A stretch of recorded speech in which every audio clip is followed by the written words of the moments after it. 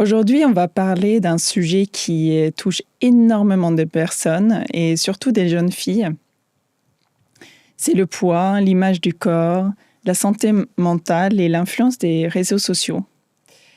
Moi, je suis Lisette, je suis coach en nutrition fonctionnelle et en psychologie de l'alimentation. J'accompagne les gens à reconstruire une relation apaisée avec la nourriture et avec leur corps en m'appuyant sur le fonctionnement de notre cerveau. Et pour en parler aujourd'hui avec moi, j'ai le plaisir d'être accompagnée de Gaïa. Tu as 16 ans. Merci Lisette. Et tu es en seconde. Oui. Et j'aimerais que tu apportes un regard de celles qui vivent cette pression au quotidien. Alors en réalité, derrière cette image du poids qu'on a souvent derrière toutes les filles, il y a des complexes, il y a une image, il y a une personne vraiment, et il y a des émotions et des pressions sociales qu'on ne voit pas forcément, et même parfois des problèmes de santé qui sont mis de côté. Et est-ce que tu peux m'expliquer un petit peu ton regard sur le poids du regard? Alors pour moi, on a décidé de faire ce podcast toutes les deux aujourd'hui parce que je trouve que c'est un sujet qui est quand même très très actuel, surtout entre les filles à partir de 14 ans et même jusqu'à, qu'est-ce que tu dirais, 30 ans, même plus. C'est un sujet à tous les âges, mais dans notre tranche d'âge entre 16 et 20 ans, je trouve que c'est un sujet très très actuel où le regard des autres et la pression sociale, ça devient vraiment quelque chose de super super important et qui ne devrait pas avoir autant de place. Et qu'aujourd'hui, le fait d'être mince, ça devient presque comme une norme plutôt qu'une idée ou un regard. Et c'est quelque chose qui est très, très important dans notre société. Oui, c'est vrai que c'est une période à l'adolescence où on va se construire. Donc, Oui. sur quelle base on va se construire? Et pour rebondir à ça, pour moi, ça a effectivement commencé à 14 ans. Je me rappelle encore aujourd'hui le jour où tout a basculé en fait et ce qui est devenu en fait ma mission aujourd'hui. En fait, il y a une personne qui m'avait dit ce serait bien que tu perds quelques centimètres autour de tes hanches. Donc c'était une phrase anodin qui a changé tout pour moi, qui répond à des standards de beauté à l'époque. Et pour moi, c'est là où ça a commencé les culpabilités, le contrôle, des restrictions, des frustrations autour de mon poids, la peur de grossir. Et je parle à 14 ans. Hein, et encore, ça me touche encore aujourd'hui parce que je vois aussi d'autres jeunes femmes aujourd'hui qui ont cette angoisse des regards des autres. Et pour moi, c'était petit à petit une déconnexion en fait progressive de mon corps où j'écoutais plus les signaux. C'est devenu, aujourd'hui, c'est devenu mon métier à transmettre ça, parce qu'aujourd'hui, tous les jours, il y a des milliers de jeunes femmes qui se méfient en fait à leur corps. On surveille ce que l'on mange, ce qui est bon, ce qui est mauvais, la dépendance de valeurs de chiffres sur la balance. Complètement. Comme si en fait, ce chiffre allait modifier notre humeur et la personne pour la journée. Et puis, j'ai entendu cette phrase lors de mes formations qui a aussi changé ma vision, c'est qu'on n'est pas seulement ce que l'on mange, mais aussi qui nous sommes en tant que mangeurs. Donc derrière chaque comportement, il y a aussi une histoire de cette personne, des croyances, des émotions et des besoins. Et c'est pour ça que j'accompagne aujourd'hui des femmes pour transformer leur relation à l'alimentation, à leur corps.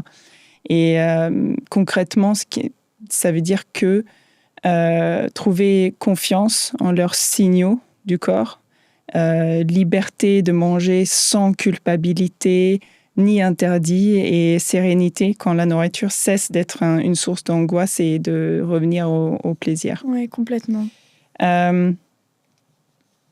On a fait un petit survey. Oui. Un sondage pour on a reçu 43 réponses entre les filles de 16 et 20 ans. Donc, on a envoyé aux filles de notre entourage et on a obtenu des réponses. Donc, C'était assez étonnant quand même. Oui. Alors, le premier résultat, c'était que parmi la quarantaine de filles qui ont été interrogées, il y avait 95,4% qui disent s'être déjà comparé à quelqu'un sur les réseaux. Donc, on voit que cette comparaison qui est normalement quelque chose qu'on fait de temps en temps, on regarde et tout ça, ça devient une habitude dans la vie de tous les jours.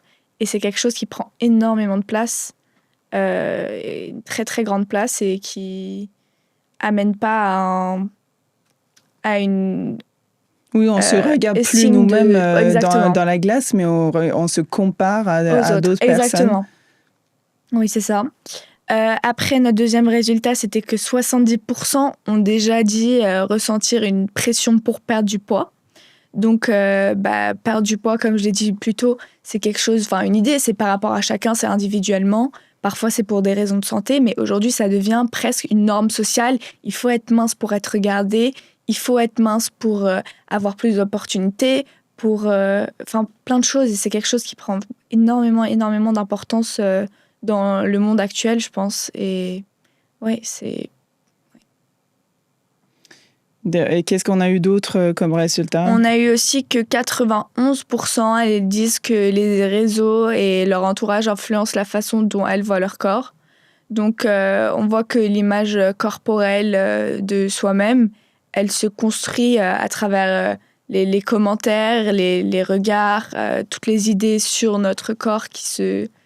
Quelle est la partie de la famille ou plus les amis Il y a les réseaux on a vu, c'était le plus. Le réseau prenait énormément de place dans l'influence de l'image corporelle. Et ensuite, il y avait l'entourage, donc les amis, la famille, les gens qu'on voit dans la rue. Mais c'était surtout les influenceuses sur les réseaux, les personnes qui se postent et tout ça. Oui.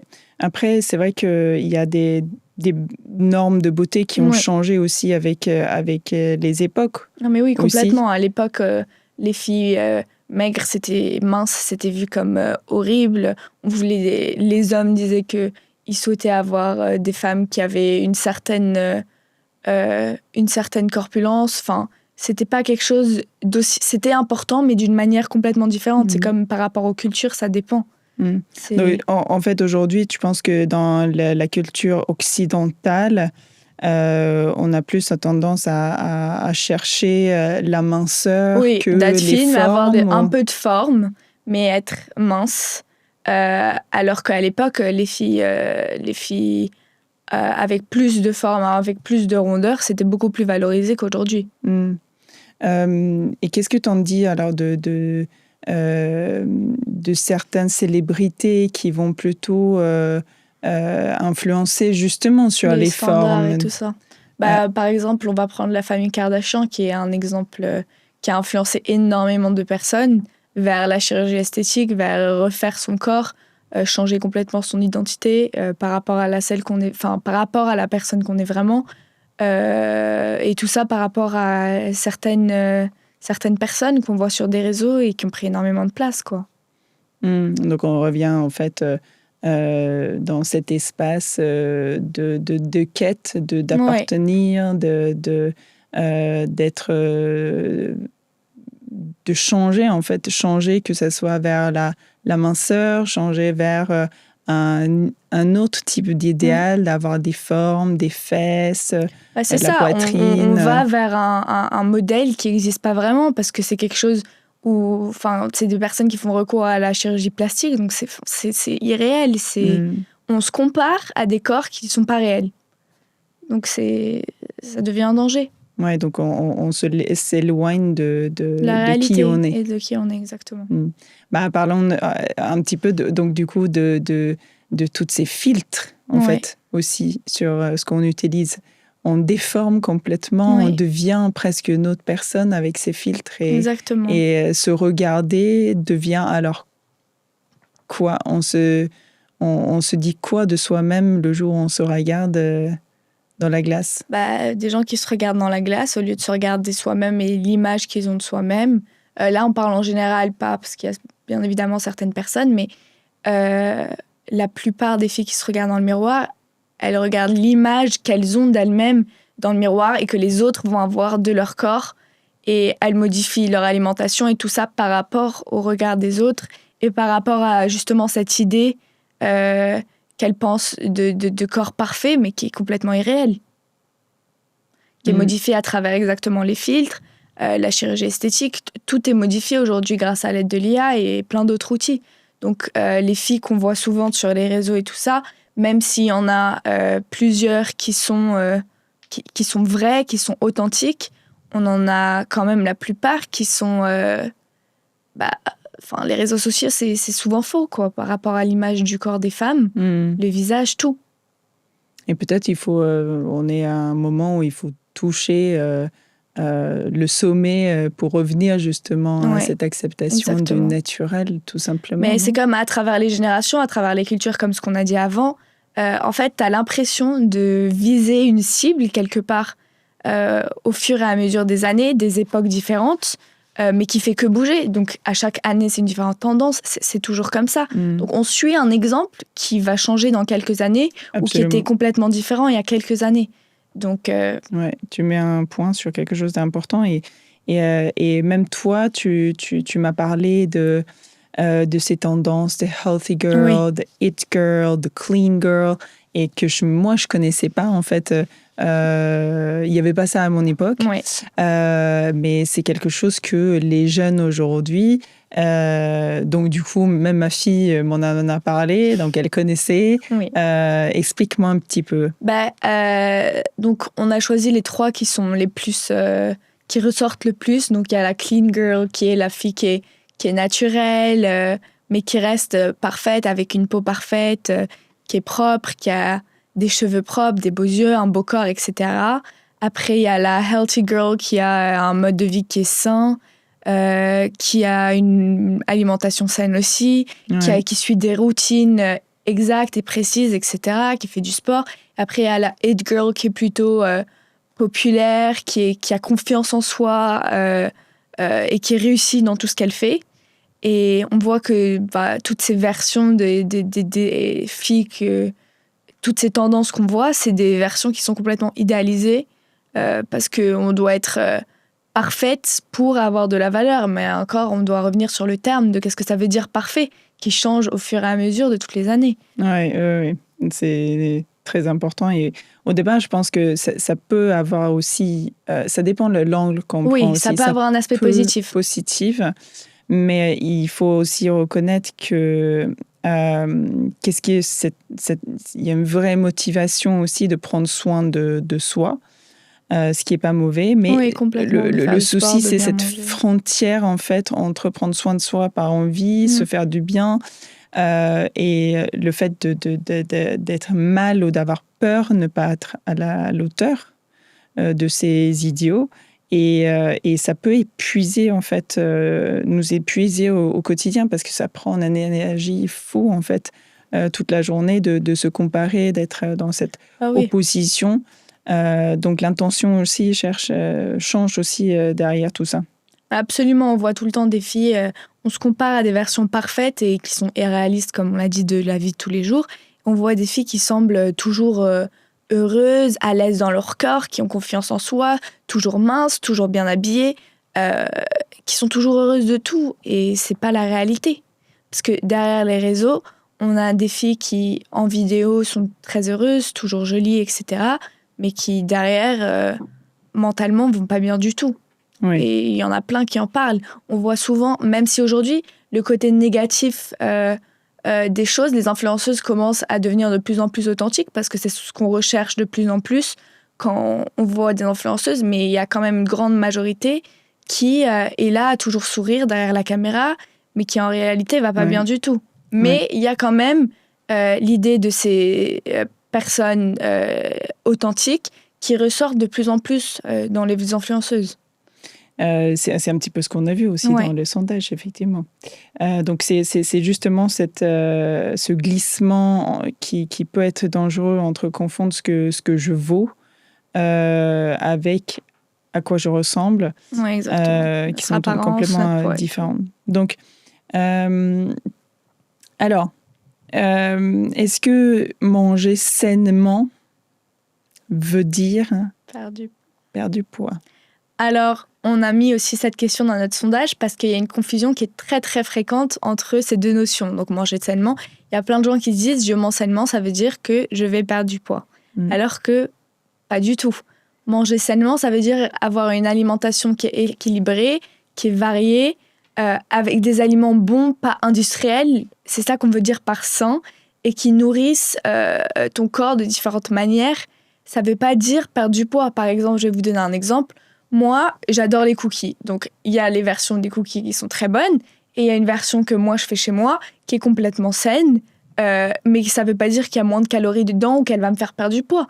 C'est une version qui semble healthy, qui est healthy parce qu'elle utilise des bons produits et des bons nutriments qui sont bons pour mon corps, plutôt que du beurre, du sucre et tout ça, mais qui me fait pas perdre du poids. Elle est là pour me nourrir, mais d'une manière plus saine. Oui, et il y a une notion qui est très importante, la Gaïa, c'est que toi qui prépares donc des recettes et ces cookies pour toi-même, donc en fait, c'est la part de l'amour de soi, le respect pour soi, de faire des cookies, même si on a fait la version healthy ou pas healthy. Et aussi cette notion de plaisir à manger. C'est très, très important. Parce que c'est vrai que de plus en plus, on commence à avoir peur de ce que l'on mange. Effectivement, non. Manger sainement ne veut pas forcément dire de perdre du poids. C'est effectivement avoir une alimentation qui soit variée, équilibrée, qui consiste à avoir des légumes, des protéines, des fruits, des féculents, des bonnes graisses aussi. Mais surtout, c'est cette part de plaisir. On revient souvent sur ça. Et il y a une notion que j'entends souvent aussi dans ma clientèle, c'est quels sont les bons aliments ou les mauvais aliments. On a cette tendance à catégoriser certains aliments comme mauvais en soi. Mais on n'est plus en fait dans la santé dans ces cas-là, on est vraiment dans le contrôle en fait. Et contrôle par peur de souvent de grossir ou par d'autres choses, d'être mal. Donc, parfois, une alimentation vraiment saine va être une alimentation variée, suffisante, régulière aussi. Et il faut éviter cette diabolisation des aliments. Le chocolat, les cookies, les pâtes, les gâteaux d'anniversaire, ça fait partie aussi d'une vie normale. Oui, il faut prendre plaisir dans tout ce qu'on équilibré. Mange. Et il faut de temps en temps faire des égards et de se faire plaisir. Mais le plus important, c'est toujours manger en conscience, de réaliser qu'on met ça dans notre corps et de se dire, je mange ça, pas pour me dire qu'après, pendant une semaine, je vais faire un régime où je vais arrêter de manger du sucre et du gluten complètement. Il faut manger ce gâteau, par exemple, en prenant plaisir, en conscience, vraiment en conscience. Et c'est quelque chose que les gens oublient souvent aujourd'hui avec les téléphones, les gens qui mangent en marchant rapidement. La nourriture, et on l'a vu à travers des recherches scientifiques, que la nourriture, elle produit un effet différent en termes de nutriments et de ce qu'elle apporte dans ton corps quand on la mange en pleine conscience et quand on la mange pendant qu'on stresse ou qu'on fait quelque chose d'autre ou quand on pense au poids qu'on va prendre. C'est comme les gens qui mangent en cachette. Tu as des hormones qui sont relâchées de stress et de tout ça qui font que dans ton corps, ça marche pas. Ouais, c'est le côté système nerveux. Dans le système nerveux, on a deux branches, le système nerveux sympathique et le parasympathique. Le sympathique, il va être dans le fight or flight, qui met le corps dans le stress, dans l'angoisse, dans la survie en fait. Alors que le parasympathique, c'est celui qui est calme, c'est rest and digest, repair aussi, réparer le corps et digestion. Donc, on vit dans une société qui va 1000 à l'heure en permanence et justement, on apporte ces émotions, peur, frustration, manque, colère dans l'assiette. Donc, on est dans le système nerveux fight or flight et on procure, donc le corps, il va sécréter des hormones de stress qui va, au contraire, éviter d'absorber les nutriments, ce qu'on a besoin. Ouais. Donc, les régimes, c'est souvent aussi associé avec, justement, la frustration, la restriction, mais le corps, il est intelligent. Il va toujours rattraper par derrière, et cet effet yo-yo, on le voit chez les gens, parce qu'on ne peut pas tout le temps être dans le contrôle, dans la restriction. Donc, ça devient une obsession. Plus on va mettre une attention vers un aliment en particulier, que ce soit le gluten, que ce soit le sucre, que ce soit les graisses. Plus notre mental, il va être concentré dessus. Ouais. Plus on va avoir une obsession vers ces aliments-là, comme un aliment interdit, plus on y pense, et plus on va en consommer, en fait. Et les régimes à répétition, c'est un cercle qui épuise le corps et le moral, parce qu'on se restreint. Donc le corps, il résiste, on décide de craquer, puis après on culpabilise d'avoir mangé les aliments qu'on s'était dit qu'on ne devait surtout pas manger, et ça recommence, un circuit infini. Donc c'est pas seulement le corps qui s'épuise, mais c'est aussi surtout la confiance en soi, parce qu'on finit par croire qu'on a échoué, alors que c'était cette méthode dans laquelle on s'est dit qu'il va super bien marcher, mais c'est elle qui finit par échouer à la fin, et c'est elle qui finit par nous faire rater. Ouais. Et alors, pour concrètement peut-être donner des petites idées comment sans tomber dans une relation compliquée, ou bien de nourrir notre relation avec son corps, il y a quelques repères qui sont simples. Par exemple, moi, souvent, je veux revenir sur donner la sécurité au corps, c'est-à-dire avoir des repas fixes. Je pense que éviter de se priver dans la journée, surtout quand on est adolescent aussi, on a besoin de cette énergie. Parce que se restreindre aussi du matin au soir, il y a un manque calorique, forcément, et nutriments. Et puis tout manger d'un coup, c'est super mauvais. Absolument. Donc, en fait, ce contrôle se relâche en fin de journée. On va plus manger le soir, alors que c'est pas le bon moment pour... Il y a une règle qui a toujours été là, c'est petit déjeuner comme un roi, déjeuner comme un prince, et dîner comme un mendiant. Ah ben voilà, c'est ce que j'utilise aussi. Oui.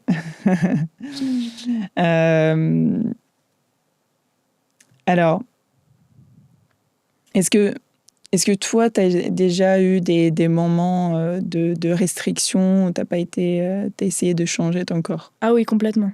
Alors, moi, je pense que c'est à partir de mes 13-14 ans surtout que j'ai commencé à plus regarder mon corps, vu que je grandissais.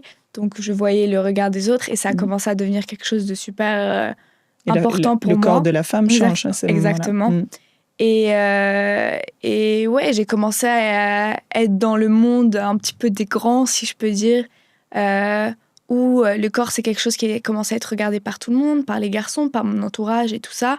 Et où je me suis dit, faut que je reste mince, faut que j'ai À l'époque, j'étais très satisfaite de mon corps, mais je faisais toujours attention je savais qu'il fallait pas que je prenne de poids du tout, parce que je me suis dit, il faut que je reste comme je suis et tout ça.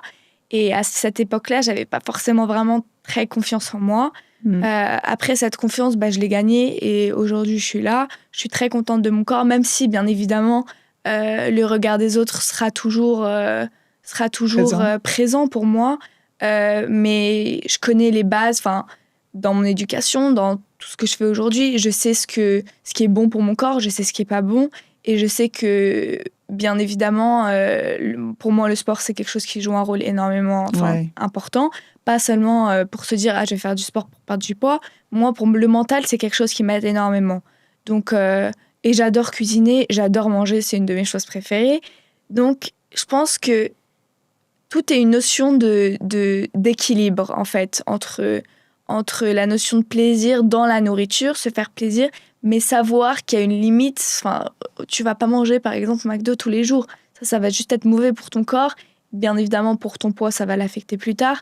Mais et le sport et l'activité physique, c'est quelque chose qui est très, très importante pour le mental et pour le physique, bien évidemment aussi. Ouais, pour se sentir Mais bien ouais, ancré dans son je corps. pense que tant que mentalement, tu n'as pas confiance en soi et que tu es à l'aise dans ta peau, dans ton corps et à quoi tu ressembles, euh, le regard des autres aura toujours une place très, très importante. Le jour où tu apprendras à t'aimer euh, de la manière dont tu es vraiment, je pense que c'est là que moi, j'ai eu le déclic, où je me suis rendu compte, j'aime mon corps, j'aime mon corps, il me sert tous les jours à marcher, à courir, à danser, à respirer. J'arrive à marcher, j'arrive à bouger tous mes membres, je suis en vie. Donc je pense que tant qu'il n'y a pas cette réalisation qui se fait, cette prise de Oui, conscience, prise de conscience. on n'arrivera vraiment jamais à être satisfait de son corps. Oui, et on en discutait aussi de cette... en fait, pour aider les gens, en fait, ou les femmes, à faire comme une échelle, en fait, parce que de passer à «je déteste mon corps» à «j'adore mon corps», c'est un step énorme. Donc, comme tu disais, en fait, pour gagner cette confiance, qu'est-ce que je peux faire? Voilà. Est-ce que je peux accepter que j'ai un corps que je peux utiliser, où j'ai pas de contraintes, de mobilité? Et puis, est-ce que je peux accepter mon corps? Est-ce que je peux peut-être bien aimer mon corps jusqu'à arriver à... On aura toujours des jours plus ou moins aussi où on va plus aimer que d'autres jours. Il y a beaucoup d'émotions qui jouent là-dedans. On n'est pas linéaire non plus. Et surtout les femmes avec leur cycle aussi, ça va jouer énormément où on est dans le cycle. Tu disais quelque chose sur le changement du corps, la femme, entre la fille et la jeune femme qui a ses cycles. Il y a un changement dans notre morphologie en tant que femme, et c'est un passage de transition où il y a une acceptation en fait de ce changement qu'on ne décide pas en fait comment on va être non plus. Et on a toutes des morphologies différentes, et ça c'est quelque chose qui n'est pas du tout pris en compte, parce qu'on se dit on veut tout être mince, on va avoir un corps comme ça, mais tout le monde a des morphologies différentes où ton corps s'adapte à une alimentation d'une manière différente que le corps d'une autre femme. Absolument. Et tu vas voir aussi, il y a un moment où, quand on aura des enfants aussi, le corps, il change pendant la grossesse. Et puis, on a la périménopause et ménopause, qui est l'adolescence à l'inverse. On n'aura plus nos cycles. Donc, on revient un petit peu à cette acceptation, en fait, du changement de son corps, qui est plus présent chez les femmes que les hommes. Les hommes. Oui, complètement. Après, je pense comme on l'a dit un petit peu avant, mais on oublie que le poids, c'est surtout lié aux émotions, qu'il y a énormément de choses derrière la simple idée du poids. Donc, il y a certaines personnes qui mangent beaucoup plus quand elles sont anxieuses, quand elles sont stressées, quand elles sont tristes, pour combler quelque part un vide ou de l'affection qu'elles n'ont jamais reçue, mais ça c'est quelque chose qu'on voit en psychologie. Donc il y a certaines personnes qui sont en manque d'affection, d'attention, et qui mangent pour nourrir et pour combler ce vide, exactement. Ouais. Alors, il faut savoir que c'est pas un défaut, hein, mais non. C'est vraiment une tentative pour le corps à s'apaiser. Et à l'inverse, il y a aussi des personnes qui coupent, ou en fait qui n'ont plus d'appétit, qui mangent plus aussi quand ils sont trop stressés, trop tristesse aussi. Donc on a les deux dans les deux sens en fait. Mais effectivement, on a plus cette tendance à vouloir le combler par la nourriture qui va donner cet épanouissement ou les deux calmes. En fait, souvent on m'exprime ça comme un câlin même, comme si on me donnait un câlin, un doudou en fait. Oui, réagir une émotion.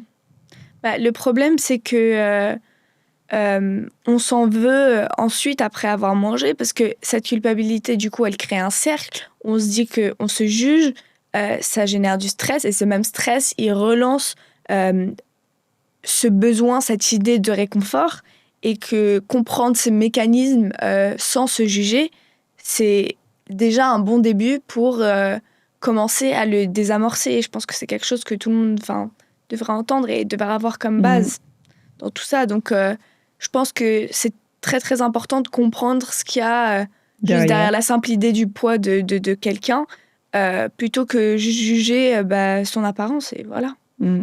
Je pense que c'est important aussi de faire la différence entre la faim émotionnelle et la faim corporelle et savoir où s'arrêter un moment et se demander à son corps qu'est-ce que vraiment j'ai besoin à ce moment-là. Est-ce que j'ai besoin de réconfort? Est-ce que je peux appeler quelqu'un? Ou est-ce que j'ai vraiment faim et se nourrir dans ce cas-là? Oui. Après, on a aussi le sujet de la santé mentale et des troubles alimentaires, qui est quand l'image corporelle elle devient une obsession, ça peut avoir des conséquences graves, comme je pense tout le monde le sait. Donc, alors donc il y a un lien très fort entre l'image corporelle et l'anxiété, et quand on se sent en permanence jugé et pas à la hauteur, le corps vit dans une forme d'alerte constante et à force, on peut glisser aussi si on nourrit cette anxiété ou cette mal-être. La boulimie, l'hyperphagie. Ouais. Et donc, c'est important de dire qu'un trouble de comportement alimentaire, dans ce cas-là, n'est pas juste une question de nourriture, c'est presque toujours une souffrance psychologique qui s'exprime à travers le corps et l'assiette. Et le contrôle de la nourriture devient donc une façon de gérer une douleur ou un trauma qui n'arrive pas à nommer autrement, en fait. Exactement. Et souvent, tout ça, ça commence par des simples remarques ou des commentaires qu'on reçoit sur le poids, parce que une remarque qui peut paraître banale, anodine, en fait, pour une personne, ça peut rester gravé dans sa mémoire. Par exemple, toi, ce qu'on t'a dit à l'âge de 14 ans, et aujourd'hui, tu t'en rappelles toujours. Et le cerveau, qui est surtout à l'adolescence, il enregistre très fort ce qui nous touche, nous, et ce qui touche notre image. Donc, c'est pas quelque chose qu'on oublie du tout. Et c'est pour ça que certaines phrases que certaines personnes peuvent dire, qui partent pas forcément d'une mauvaise intention, où ils disent « je dis ça en rigolant », ça peut avoir des conséquences qui sont très graves pour une personne. Très blessant. Donc, il faut toujours faire attention à ce qu'on dit aux autres et à leur image qu'elles ont sur leur corps, parce que ça peut vraiment les affecter, sans qu'on s'en rende compte. Vraiment. En fait, il faut traiter l'autre comme on a envie d'être traité aussi. Donc. Alors, il y a un sujet aussi autour du tabac, des puffs. Est-ce que quelles sont les pensées autour des personnes qui utilisent? Est-ce qu'il y a vraiment cette envie de perdre du poids, et est-ce que ça aide vraiment à perdre du poids? Alors, je sais pas moi personnellement, mais je sais que dans mon entourage, il y a certaines personnes, j'ai déjà entendu des personnes dire que la puff leur avait fait perdre 3 ou 4 kilos, que ça coupait l'appétit, ou les cigarettes pareil. Ou on évite de grignoter peut-être. Exactement, au lieu parce qu'à la place de faire ça, t'es là et tu fumes. Donc, je pense que c'est quelque chose qui est, dans ma génération en tout cas, qui a une place énorme. Et que je sais pas si certaines personnes s'en rendent compte, même certaines ne s'en rendent pas compte, mais c'est quand même quelque chose. Moi, je connais des filles qui fument parce qu'elles savent que ça va leur faire perdre du poids, que ça va leur couper l'appétit, et qu'à la place de grignoter, comme tu l'as dit, elles seront là et elles fumeront. Donc, en fait, ça devient un outil pour contrôler son poids. Ou contrôler ses émotions, ou contrôler sa faim. Et ça, quand même, ça devient très dangereux quand on commence à... c'est la pression esthétique qui donne un effet super nocif sur la santé. Bah oui. Donc, Et puis, les risques, je pense, de santé, ils sont bien plus importants que l'idée qu'on a sur la perte de poids par rapport à la cigarette qui sont liées à ça. Donc les éventuels effets sur l'appétit, mais la santé est beaucoup plus importante que ça. Mais ça, c'est quelque chose on se dit, on est jeune, c'est pas grave, et voilà. Ouais, donc contrôler son poids par des moyens qui abîment le corps plus n'est jamais prendre soin de soi, en fait.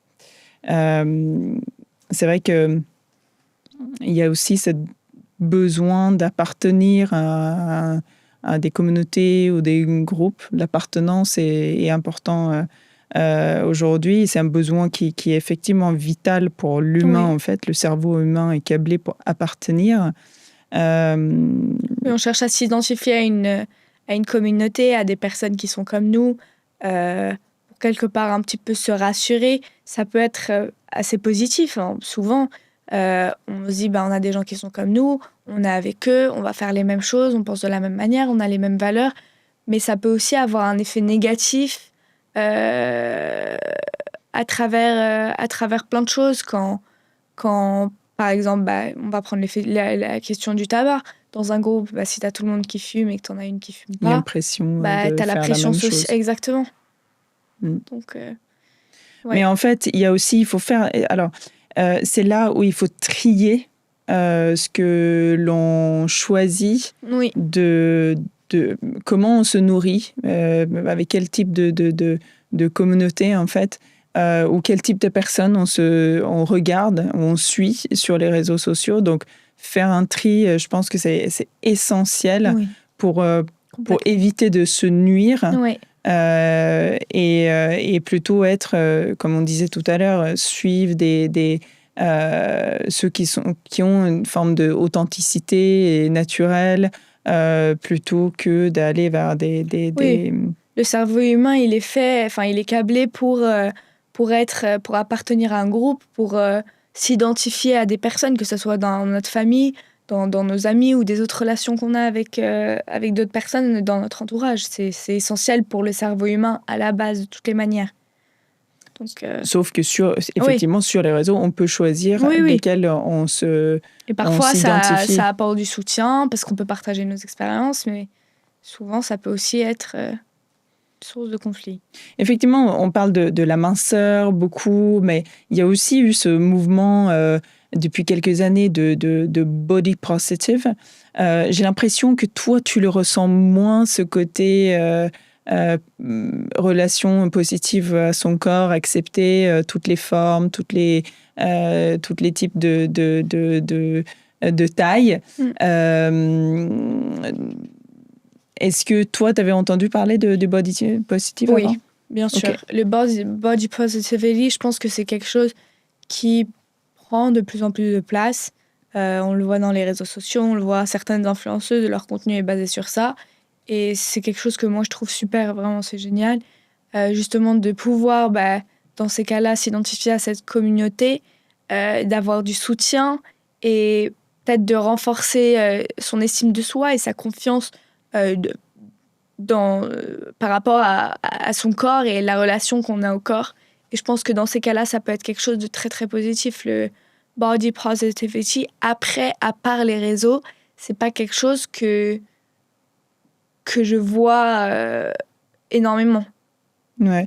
Donc en fait, est-ce que ce body positive peut se retourner contre nous? Est-ce que ça peut devenir une nouvelle pression, en fait, de s'accepter? Alors, mais parce que qu'est-ce qui se passe du coup si le jour où on s'aime plus, par exemple, est-ce qu'on a la pression d'échouer dans ce cas-là?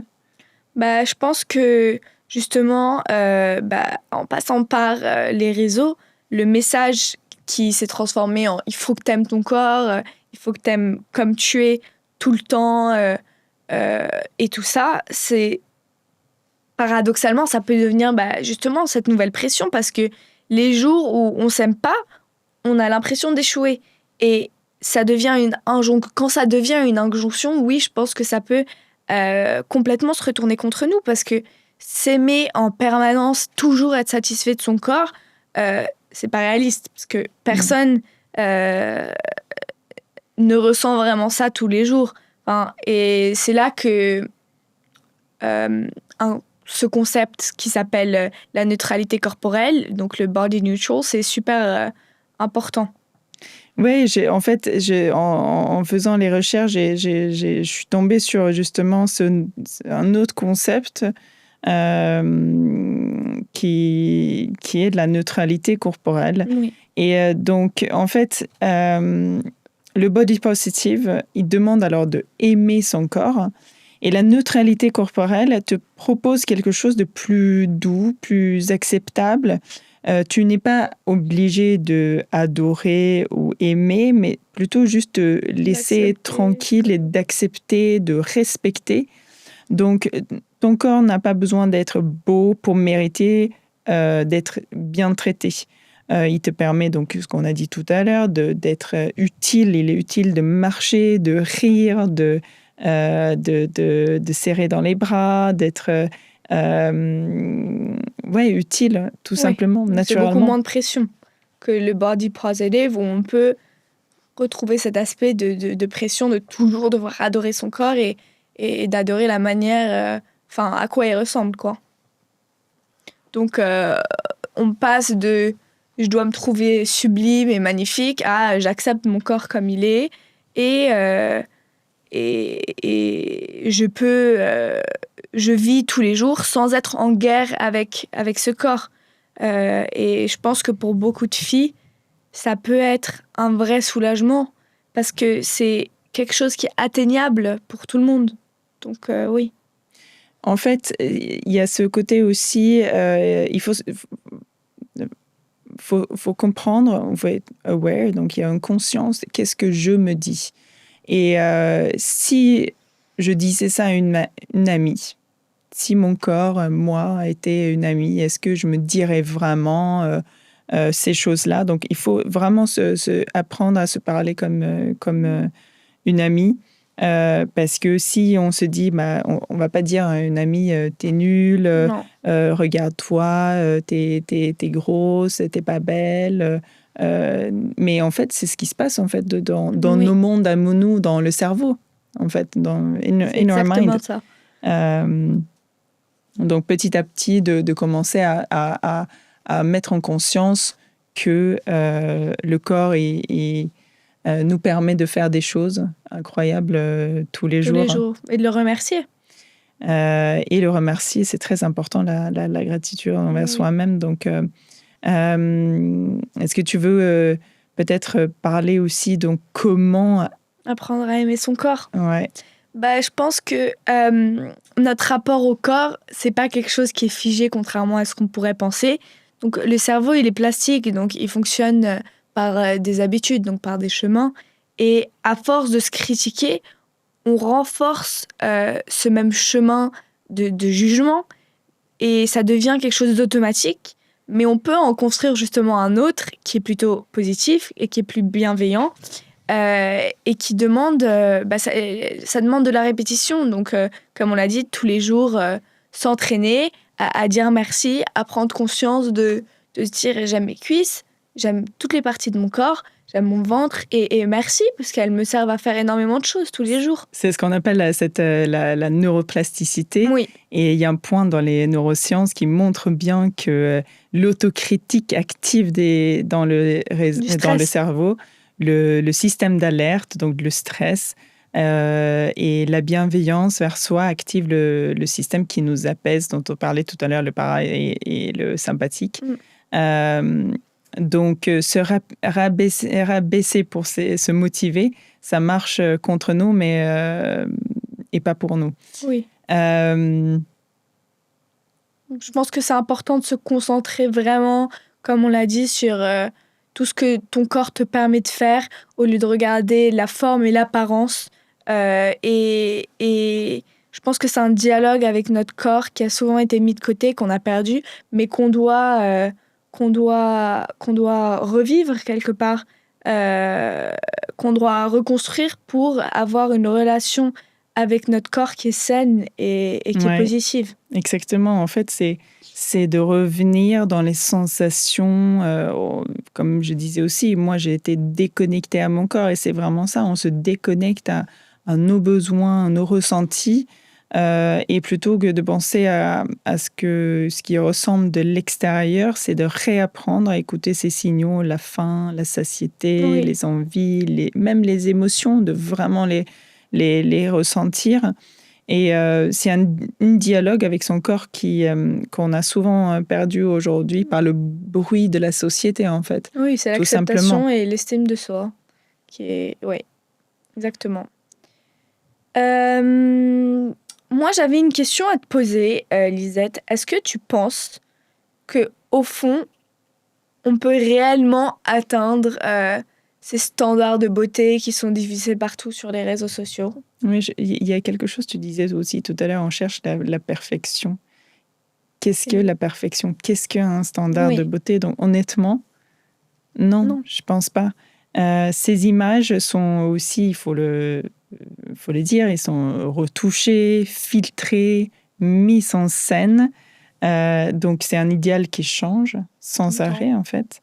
Donc, vouloir les atteindre, c'est de courir après quelque chose qui n'existe pas, en fait, selon moi. Et c'est pas toi qui échoue, en fait. C'est la cible qui est truquée. Et comment est-ce que tu penses qu'on pourrait promouvoir une représentation du corps qui est plus diverse? Ouais. Alors, je pense que c'est un choix personnel aussi. C'est un choix et une awareness, une conscience de je choisis de ne pas suivre certains comptes sur les réseaux, tout simplement pour éviter de me nuire, parce que ça ne me fait pas du bien. Donc, c'est d'être consciente de ce qui nous fait du bien et ce qui nous fait du mal aussi. En ce qui concerne aussi l'entourage, c'est plus compliqué, mais je pense que cette échelle, effectivement, se remettre dans quand on a entendu quelqu'un qui peut-être nous a jugés, ou si on se juge soi-même, peut-être de revenir sur cette échelle entre je déteste mon corps jusqu'à j'aime mon corps, et de se situer où est-ce que j'en suis, et se rappeler en fait de ça, de sa valeur. Ouais, je pense qu'il y a un tri à faire, en tout cas ce que l'on regarde et ce qu'on écoute autour de nous. Bah donc finalement, comme on l'a abordé sous différentes perspectives et sous différents aspects, le poids, c'est beaucoup plus qu'un simple chiffre sur une balance. C'est lié à la santé mentale, aux émotions, aux réseaux, aux normes de beauté dans la société qui prennent de plus en plus de place, et au regard des autres par rapport à notre corps. Et le regard surtout qu'on a sur soi-même. Ouais, il faut effectivement valoriser sa santé, son corps, son mental, autant que l'apparence, et apprendre à se définir autrement par son corps aussi, par qui on est, par quoi on ressemble. Notre valeur ne dépend pas de notre apparence. Non. Oui, complètement. Bah oui. Merci mille fois. Merci à tous. Et merci à toi, Gaïa. Lisette. C'était un sujet passionnant qui me tient particulièrement à cœur. Donc, merci beaucoup. Merci à toi de m'avoir donné cette opportunité.